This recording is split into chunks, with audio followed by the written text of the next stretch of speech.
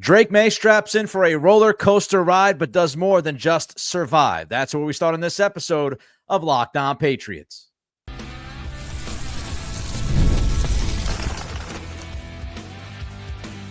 You are Locked On Patriots, your daily New England Patriots podcast. Part of the Locked On Podcast Network, your team every day. What's up, Patriots fans? I'm your host, Nick Cattles, born and raised in New England, also host of the Everything Pats podcast, co-host of the Greg Bedard Patriots podcast with Nick Cattles, and a sports talk show host veteran. On today's episode, the Pats defense keeps showing up in the most unlikely area. Also, the latest on a pivotal Pat and some uncharacteristic mistakes pop up. But first, Drake Maye fought out of the corner against one of the best defenses in football. We appreciate you joining the show, making us your first listen, and for being an everydayer. The Locked On Patriots podcast is a proud partner of the Locked On Podcast Network, your team every day. The expectations, we talked about this during yesterday's episode. The expectations for the Patriots offense this week was that it was going to be a pretty tough assignment. A tough assignment against a Vikings defense that is absolutely no joke. We broke down why they're no joke during yesterday's episode. And I said to myself, and I believe I said on this very podcast, if the Patriots offense does relatively well, if they play like average football, it would be a huge win for the program leaving this week's action in Minnesota. So this was going to be a very tough challenge for the offense. And on Wednesday, the first joint practice between the Pats and the Vikings, it was certainly a roller coaster up and down type day for the offense, including the quarterback. But I'm here to tell you, from what I have read, from what I have heard, Drake Maye, all things considered, was okay. He was okay in this joint practice. He didn't melt down. He didn't look overwhelmed. He wasn't a complete scattered mess. He was okay. Here are some of the reporters on the ground posting about the Vikings defense and then Drake Maye's day. Mark Daniels, Mass Live, posted the Vikings defense is really good. Andrew Callahan, Flores' defense, as I just mentioned a minute ago, no joke. Now, I also want to let all of you know the circumstances of this practice, especially early on, the first team period that was out there. The Patriots offense was repping second and long. So it was really difficult. And Evan Lazar wrote, down and distance is set up to get the offense back on schedule. So the goal is to set up third and manageable, not necessarily to throw deep. So this was 2nd and 9, 2nd and 11, 2nd and 13. What do you do? Try to pick up 6, 7, 8 yards. Make that third down manageable. And that makes it a little bit more difficult given that context. It's not just, hey, 1st and 10, we're going to try to move the chains. Different. Now, with that as a backdrop, Phil Perry posted, Maye finished 13 for 21, hit long touchdowns to Mac Hollins and Travion Henderson. Mark Daniels had slightly different numbers. He had Maye 16 for 25, as did Callahan. Daniels added, Maye had some big-time throws today.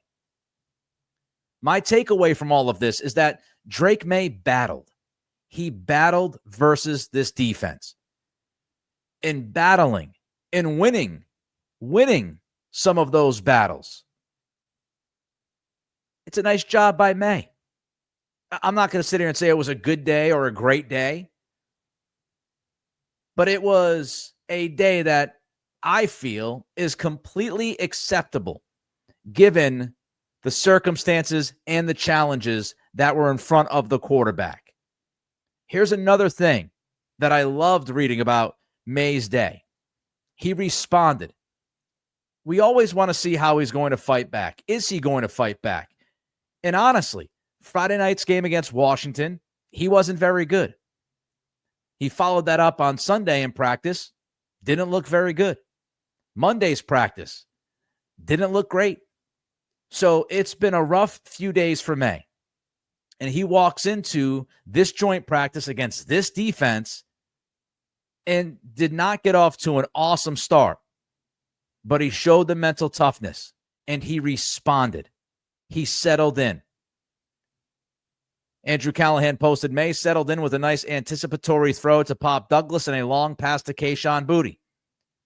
Evan Lazar posts, better second series for Maye. Completions to Diggs, Boutte, Hollins, and Hooper. Long touchdown to Hollins on the third series.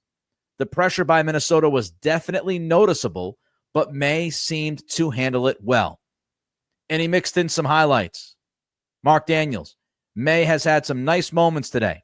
Big throws to Hollins, 50-yard touchdown. Douglas, 25 yards. Boutte, 30 yards.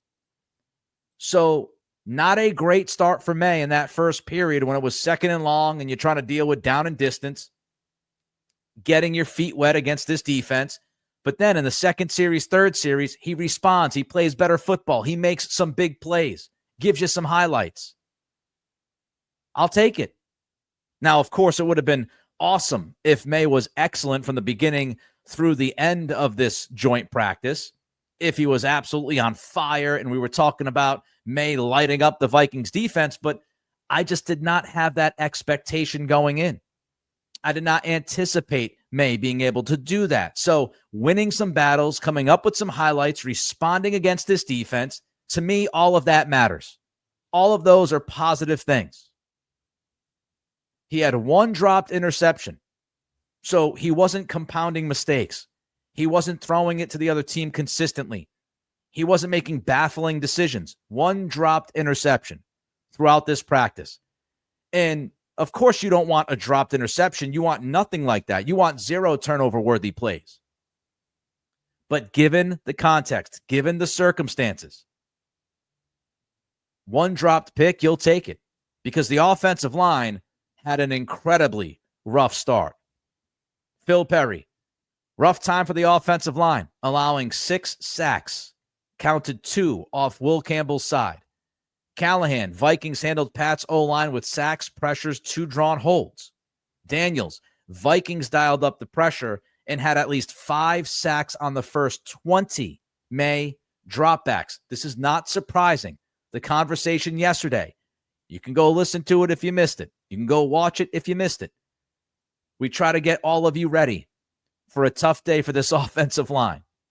We try to prepare you mentally to deal with reading something like the offensive line gave up 6 sacks, 2 off Will Campbell's side. We tried to prepare you. Hopefully, you're absorbing this okay. It was a tough, challenging day for the offensive line, as was expected. Flores, we have discussed this, not afraid of throwing the kitchen sink at teams. And Perry posted about that, saying Flores gave pass protectors all they could handle. During one stretch when he brought extra rushers, or at least showed all-out blitzes, New England allowed 3 consecutive sacks. So 3 of the 6 sacks happened in that one stretch when Flores just kept bringing heat and bringing heat and bringing heat. But like the quarterback, here's a sliver of good news. More good news for Maye, but a sliver of good news with the O-line. They settled down. They improved. Now, they weren't great, but they improved. Back to Perry. The Patriots line did settle down a bit, saw Campbell and Jared Wilson handle multiple stunts on the left side, improving upon where they erred in last week's preseason game in practices earlier this week. And Callahan quote tweeted Perry, writing, building off this, Campbell and Wilson passed off a stunt. The play before Maye hit Henderson for a 70-yard catch-and-run TD to end his 2-minute drill. Their progress led directly to a score late in practice. There's no better way to learn than to have to face it, face the heat and correct it. And the O-line, Wilson and Campbell, specifically learning from facing these stunts against Washington and now Minnesota. And late in the practice, they adjusted and they handled it. Now the million-dollar question is, how do they look tomorrow? Some other offensive notes. Travion Henderson keeps crushing it. The aforementioned 70-yard touchdown to win that 2-minute drill. It was a wheel route. 60 yards after the catch. A missing skill set in 2024 for this football team. And I just, there's really no doubt in my mind that Henderson is going to have an impact. And he's an impactful play waiting to happen. He's also been consistent with these big time plays. And he had another killer play in pass protection. The wide receivers, Diggs had a good day. Taylor Kyles called him automatic. Douglas and Chisholm, consistently reliable, according to Kyles. Callahan wrote that Javon Baker had a nice day around one drop. The not so great, Kayshon Boutte, Kyle Williams, up and down. Williams had yet another drop.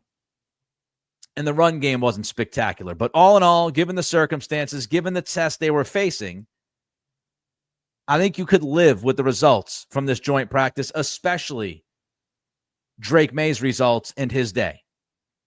One defensive area that needs improvement from last year keeps showing huge signs of life. That's next as we continue with today's episode of Locked On Patriots, part of the Locked On Podcast Network, your team every day. This episode is presented by Yahoo Fantasy. It's the best time of the year. NFL kickoff almost here, and that means fantasy football season is back in full swing. And this year, Yahoo Fantasy is turning things up with a fantasy football experience like never before. Whether you're a first-timer or a veteran making your millionth league, you should check out Yahoo Fantasy. They're celebrating 28 years of fantasy football greatness. They're dropping 28 big new features over 28 days throughout August. And to kick it off, they dropped the Guillotine Leagues, a killer new way to play fantasy football on Yahoo, where the lowest scoring team gets eliminated each week until there's one team left standing. With the season around the corner, now's the time to get your league together and give this new mode a try. If you're more into the classics, you can still play in head-to-head private leagues or join a public league. Stay tuned for more killer announcements and start playing Yahoo Fantasy Football now at yahoofantasy.com/LockedOnNFL.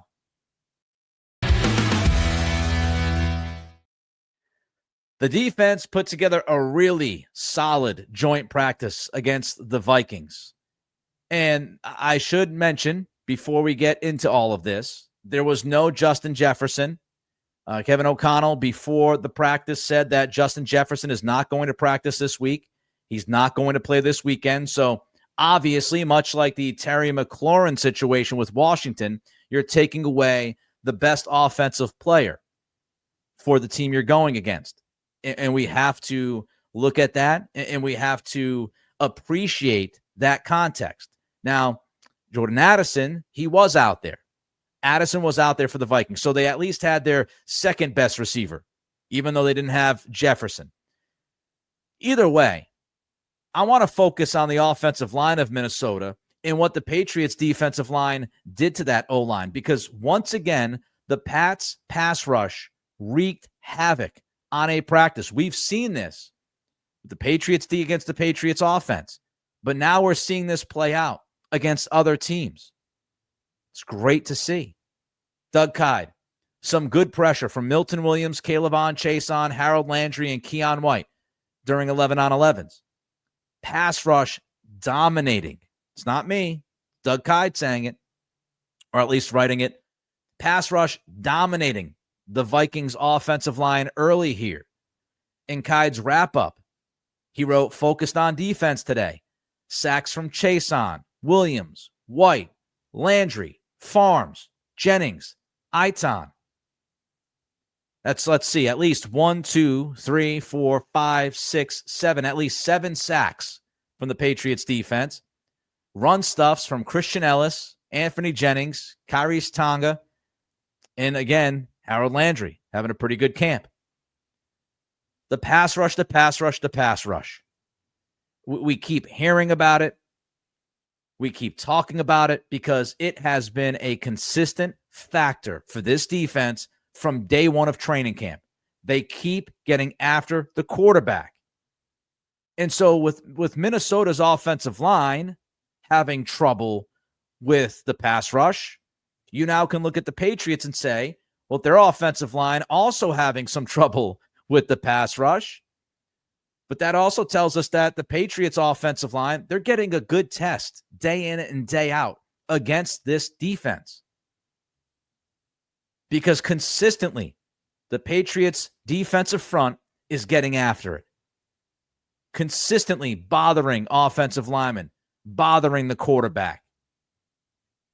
And that gives the Pats an opportunity, especially for their young offensive linemen, gives them an opportunity to face that kind of fire day in and day out, which is only going to make you better. And if this pass rush continues to torment offensive lines, imagine marrying that pass rush with the corners that you have. If Gonzalez and Davis are healthy and you're getting this kind of push up front, you're getting this kind of disruption, it's going to be a nightmare for most offenses to deal with. And let's not just overlook the fact that this was the Vikings offensive line. We spent a lot of time talking about the defense, and justifiably so. Second best defense in DVOA last year, added talent to that defense as well. But the offensive line, the Vikings invested a lot of money and resources to the offensive line during this offseason. They felt like they had to get better in the trenches. So they added to their defensive line, but they also added to their offensive line. And part of that was getting rid of Garrett Bradbury. So don't scoff at this Vikings offensive line. Don't thumb your nose to what they have up front. Christian Darrisaw is one of the better left tackles in football. Now he's coming off an ACL, but he did get some reps in this joint practice. So Darrisaw was out there. He's been in the mix. So Darrisaw is out there getting some reps. You're going against him. The Vikings also signed Freese and Kelly to try to solidify that interior offensive line. You're dealing with those guys. They drafted Donovan Jackson, one of my favorites in the draft, big guard from Ohio State. So it's not like this offensive line from Minnesota is some kind of joke. You've got legitimate talent across that offensive line. So if the top defense is giving headaches to this top offensive line of the Vikings, that is a fantastic sign. I wouldn't tell you that the Vikings have like a top 5 O-line, but they've worked on it heavily. And they have legitimate talent up front. You're not dusting some crappy O-line. And it just buoys my confidence. It buoys my belief in this defensive line and this pass rush off the edges and what Terrell Williams and Mike Vrabel want to do and what they preach. And if you have a top 10 defense, if you can hypothetically set this up and say your front seven continues to get to the quarterback, you have those cornerbacks healthy, your back end is okay, not awesome, but okay, you could be looking at a top 10 defense. And I feel, and I've said this on paper, I've said this from the beginning after free agency and the draft, I think the Patriots have a chance to be a top 10 defense in football this year. And if not top 10, right on the outer edge. And if you're talking about a top 10 defense and you're talking about at least an average offense, and I do think the Patriots can have an average offense this year, if that's what you're talking about a competitive football team, which is what all of us want. A competitive, serious football team. You're watching games thinking you have a chance to watch the Patriots win those football games. If you have that top 10 defense and you got that average offense, you're going to be in games. And the fact is, this defense is really good against Washington, has been good against the Patriots offense, and got off to a good start against Minnesota in the first joint practice. There is potential there. There is absolutely potential there. Landry's having a good camp. Chaison's had a terrific camp. Milton Williams picked it up against Washington. Had a quote-unquote sack during the joint practice against Minnesota. Barmore has had a really good camp. Keon White, little up and down.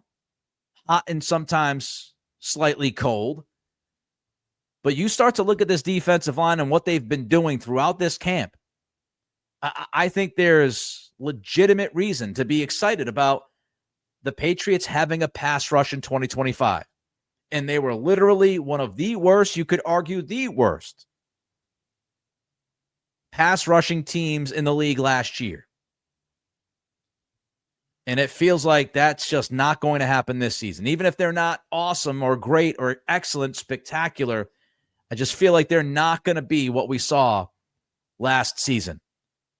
Incapable of disrupting. The perfect opponent, uncharacteristic hiccups, as I hiccup, in getting to the bottom of a missing Pat. All that next as we continue with today's episode of Locked On Patriots, part of the Locked On Podcast Network, your team every day. Ever wish managing your money felt easier? With Monarch Money, it can. Whether you're growing your savings or planning a big purchase, Monarch puts you in the driver's seat. It's like having your own personal CFO, giving you full visibility and control over your finances. Monarch Money is more than just a budgeting app. It's a complete financial command center. You can track all your accounts, investments, and spending in one single place. So in addition to managing your money, you're also building wealth. How many of you are dealing with all sorts of different apps to track your spending, different ways to track your spending? That leads to surprises. It leads to a mess. Monarch Money helps you out. We're talking about one single app. Take control of your finances with Monarch Money. Use code LOCKEDONNFL at monarchmoney.com for 50% off your first year. That's monarchmoney.com. The code is LOCKEDONNFL for half off your first year.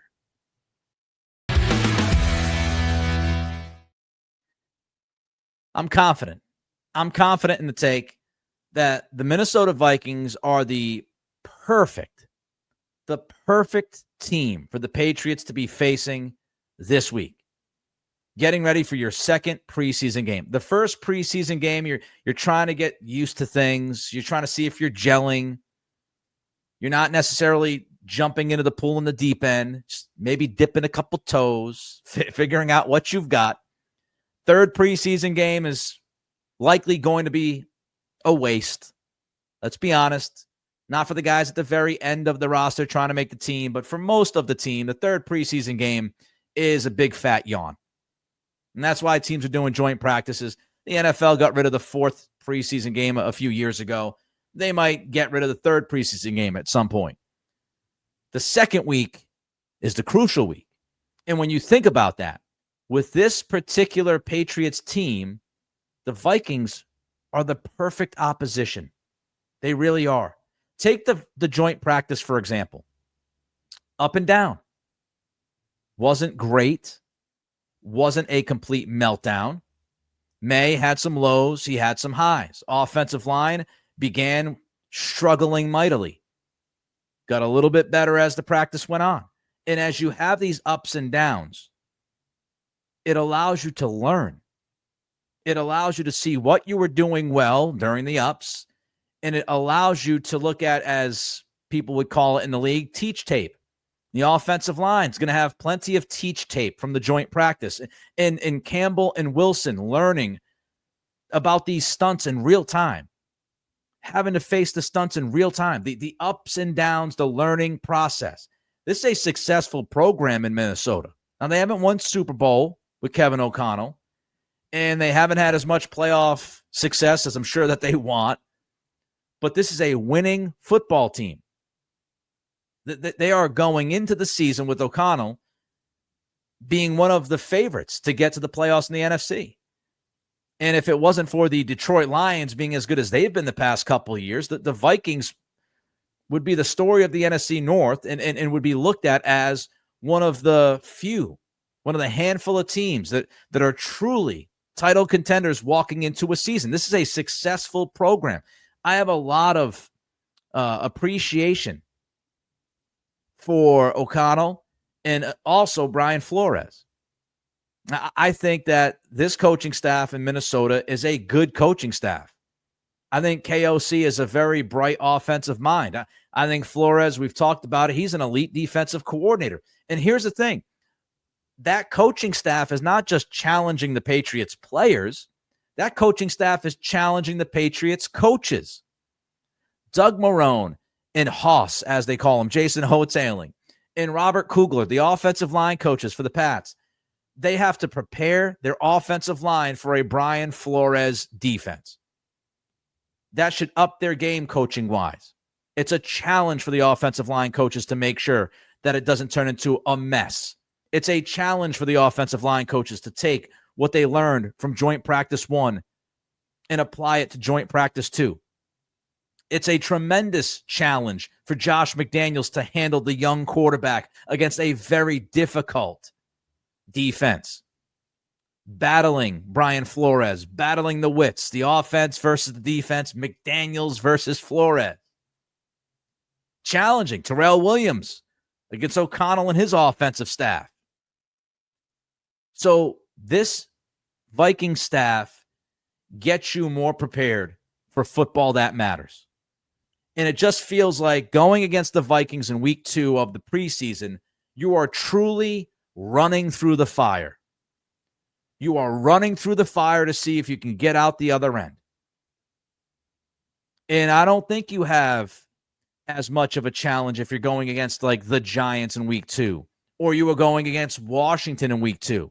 If the Vikings were 1 or 3 as far as preseason opponents, you don't get as much impact out of that because both teams truly know you're getting close.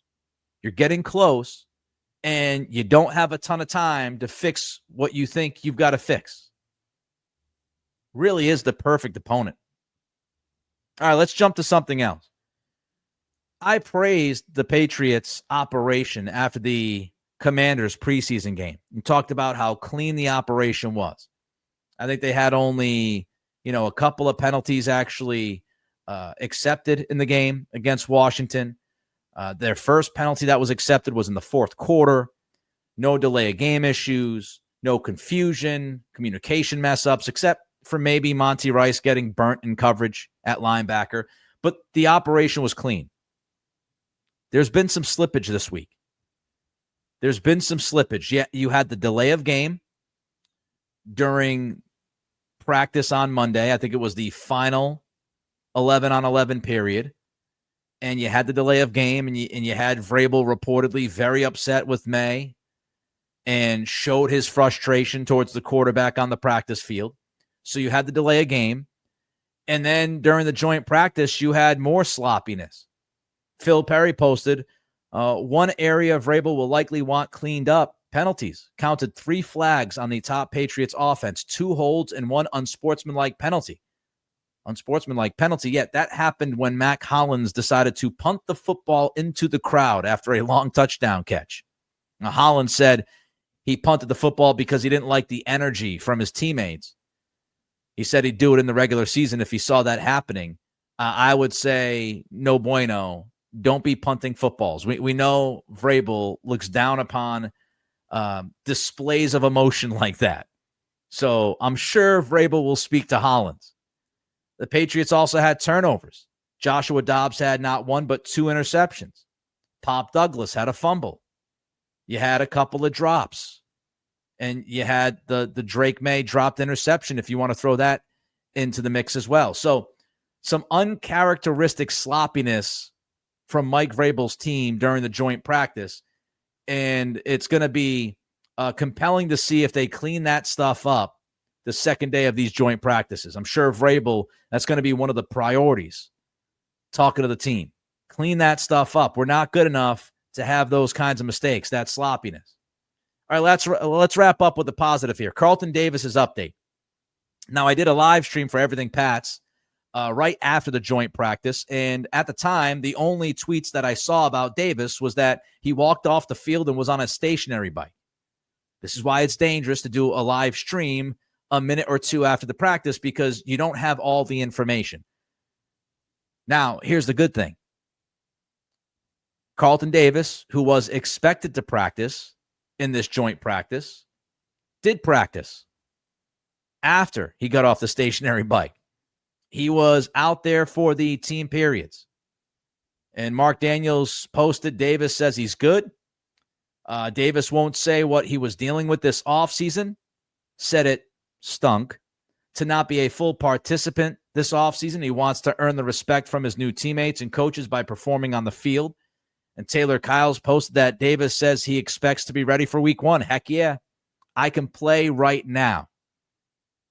I don't care about the camp and the preseason. It's frustrating. Davis on, off the field, on, off the field, on, off the field. But all I care about is if he's ready for week 1. And he has been pretty consistent now. He was out there on Sunday. He was out there on Monday. He was out there during this joint practice on Wednesday. So he's starting to stack days. He's starting to get out there and be a part of this thing. And as long as he's ready for week 1, with hopefully Christian Gonzalez. All I care about. Positive steps. Positive steps. That wraps up this edition of Locked On Patriots. Reach out to me on Twitter at Nick C Radio. Don't forget to throw a comment in on the YouTube channel. Thank you for being an everydayer. Don't forget to hit that like button and subscribe. And thank you for making Locked On Patriots your first listen. For your second listen, check out Locked On Fantasy Football. Hosts Vinny Iyer and Kate Madjuk.